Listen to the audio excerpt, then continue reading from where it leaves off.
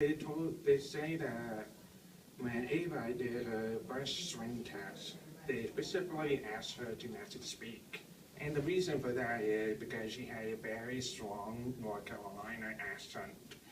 And I kind of relate to that because from time to time people ask me where I'm from. I'm from North Carolina. They're like, no, where are you from? And yeah, I realized over time people have told me that I have a Norwegian accent. I don't know what that sounds like, but I don't think so. And some of the other things that I noticed with Ava is one of the things that she wears on a daily basis, she always wears clothing that doesn't really have color. So she has the tendency to wear either black or white. She really accentuates the figure and the garment that she wears and focus on the shape, the pattern, and so forth. And for those who know me as a designer, I don't like using color, and you can see I'm really all black today. So, and I think it's fascinating how she wears her clothing and people can appreciate what she wears. But I have a feeling for the people who see her don't really look at her clothing because she is so beautiful. So, and the last thing is she, for her time period, she's very avant-garde in her aesthetic. And one of the items that you see today is actually a tiara, which is on the case over there, and it's a little pink tiara that's been in display right now. And if you look at the picture, there's two different pictures in there, and she's wearing it in a different way. So one of it going over her forehead, and the other one's a little bit backward. And I find that to be really fascinating, that she's actually wearing an accessory that you don't typically see, and you don't see that today. And she's very avant-garde for her time period. And I really appreciate her aesthetic and how she presents herself. And it definitely makes me proud that she's from North Carolina and having all the talent come from here. So speaking about avant-garde, I would assume she would wear something like this, potentially, because she has a 19-inch waist. 18 to 20. 18, and this will fit her. And talking about that, I would like to talk about the dress. This dress is from season 12 of Project Runway, and it was part of the finale collection that I presented. At that time, when I was on the runway, we had Heidi, Tamgar, Nina, Zach Person, and all of those people, and they told me and two other designers that we have the opportunity to make the collection, but it was not guaranteed for her to make it into New York Fashion Week. So I had to compete against two other designers to get a spot. And when I was standing on that runway, I'm like, man, I'm really wanting to get there. So being in New York Fashion Week allowed the designer to make it big in fashion, because fashion is a very competitive field, and just being in New York Fashion Week is a dream for any designer, including myself. So when I was standing on that runway, I knew I needed to wow the judges to prove them that I'm capable of doing that, and I'm worthy to show my collection at New York Fashion Week. And the first thing that came to my mind when I was standing on that runway was 3D printing. And I don't know, it's like 3D printing. I'm gonna do it. I don't know what I'm gonna do, but I'm gonna do it because it's something that had never been presented on Project Runway before. And it's just something that I've been wanting to do for a long time due to my background in architecture. So I did architecture for 5 years before I went into fashion. And when I was doing that, 3D printing was really new. It was a new technology, but I could not afford it because it was really expensive. And the opportunity to make the collection for New York Fashion Week, they gave us a stipend. So I have the funding to be able to do this. So I came back here in North Carolina, and we only had 5 weeks to make a collection. For a typical designer to create a collection, it would take them up to 6 to 8 months. Wow. So they only have 5 weeks. So I literally came from the airport, had my luggage. My parents picked me up. They had this big banner like, "Welcome home, Justin." Like, thank you, I need to go work. So I just went straight and had to get the dress form, the sewing machine, the studio, the fabric, and so coming up with the idea for the collection. And after thinking for a while, I thought it would be a perfect opportunity for me to tell my story through the collection, because I mean I was born deaf and I received my cochlear implant, which is what I'm wearing right now at 18 years old. And from that point on, I was able to hear sound I never heard before. And I want to take the opportunity to translate that into the collection. So from that point on, I just started sketching, started making, and had to create 10 work for the collection. And I was able to complete everything. And I started doing 3D printing. And I decided to take the 3D printing element to represent the sound wave for the collection. So there was a story throughout the collection. So the beginning is where I was not able to hear and my interpretation of sound. But I don't know what it is, so it's just my fantasy in a way. And then getting the cochlear implant and how chaotic it became, and all of this new sound being bombarded all at the same time. And then after that, where I come to a point where I'm able to comprehend what I'm hearing every day. I've had the cochlear implant for 10 years, but I'm still learning every day. So I'm like picking up sound, and I'm constantly asking my friends, like, what is that sound? I want to make sure I'm not going crazy. So at that point, I decided to do sound wave through 3D printing.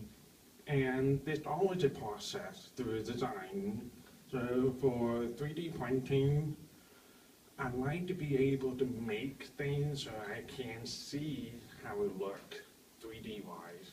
I can draw it, but I'm not the greatest illustrator, so I like making things. So I started out using wire and clay, and I started molding the shape of the shoulder piece, the belt, and everything to get the shape that I want to aim for. And once I had the shape, I transferred it into a 3D modeling program on the computer, which is commonly used for architect. But I took that opportunity to use my past knowledge and apply it into fashion. So I created a 3D model on my computer software. And once it's finalized, I sent it to the 3D printer. And then, thankfully, I was a teacher at North Carolina State, go Pack. And they had the equipment that I needed, so they had a 3D printer. And for those who don't know what a 3D printer looks like, Tim Gunn came over to NC State one day and he saw the printer. He thought it was a vending machine. But it's not, it's a printer, so there's no Coke or anything in it. So it was kind of funny to see him say that, but I never saw that. But, and send the file to the 3D printer.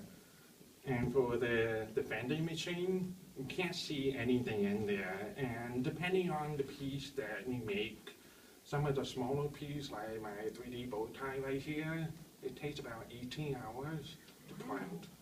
And the shoulder piece here, it took about 100 hours to print. And what the most nerve-wracking part of it is that you cannot see within there. So it don't print, you don't know what's going to happen, and there's a timer right there counting down till you can open it up and see the big reveal. So when it's counting down and I'm opening it up, and most of the time I want to be like, yay, but it's not. Because it's a process for being able to figure out the design, and it doesn't always turn out the way that you want it to. It actually brought in one of my errors. We need that today. And the shoulder piece that you see up there, this was the very first print that I ever did. And you can see there was a lot of glitch going on in the program, and it did not turn out the way I wanted to. So it took a couple tries before I was able to get all the bugs out of the computer program to make it work. But it was definitely a learning process for me, and thankfully I was able to get all the 3D print done. And it was crazy to a point where I had to ship my collection back to New York City within an hour. I was still 3D printing. So it's like, okay, cut it out, put in, go. And it was definitely a crazy process. And for those who have seen the show, for the final collection, they had to make Heidi Klum asked to make one look to be a unconventional material. And this is an unconventional material dress that I made for Project Runway. The inspiration actually came from one day I went to my father's laboratory. He's a scientist, and he said, "Go look back again." And I was walking around trying to find inspiration, and he kind of brought out this test tube, pipette tip, and all of these little things. Yeah, some of this little plastic needlepoint pipette tip, which is used to transfer chemical from test tube to test tube, so you don't have to touch it. So, yeah, I thought, it would be interesting to, I don't know, put it together and hope something happened. And I started experimenting with it, and I just drill a hole into the pipette tip, and then hand sew everything on. And it accumulated into the dress that you see today. There is about 6,000 pipette tips on this dress. So 6,000 hand sewn onto the dress. Oh, wow. So not only the 3D print, we're going down to the wire to get it shipped out. I was literally sewing the dress as I was taking it to the boss. So make sure it's done. And it was completed within a couple seconds before they took the boss away from me. And at that point, we went back to New York, and me and the two other designers had to do a showdown. So we selected 3 looks from our collection to present it to the judge to see if it's worthy to be at New York Fashion Week. And I decided to include the pipette dress along with 2 other looks from the collection. And the first thing that I saw when I was sitting on the other side from the judge and the dress came out, especially this dress, Heidi Klum, her mouth just dropped. I was like, when I saw her do that, I was like, I'm in. And thankfully, they gave me the opportunity to show at New York Fashion Week. Even though I did not win the show, just the opportunity overall, it's been an incredible experience. And I'm just forever thankful that I had the opportunity to tell my story on national TV. And I'm really excited about it, and I have a feeling that Ava would definitely want this garment. I could definitely see her. And I'm thankful for the upcoming Project Runway Allstars. So I have to start preparing for that and playing my A game. And I really appreciate all the support that you guys have given today. And I'm honored to be here. And I'm definitely going to watch some more Ava Gardner movies. Thank you. Before I conclude today, does anybody have any questions? When does the Allstars season start? It will be starting on October 30th, the day before Halloween. What network carries Project Runway? Lifetime. It will be on Lifetime. So how many hours do you think it actually was involved in, not the printing, but in sewing? Oh, it was probably, from what I remember, it was 3 all-nighters. So 3 days without sleep. So the 72 hours, maybe more. Because it was like a crunch time, so a lot of coffee and still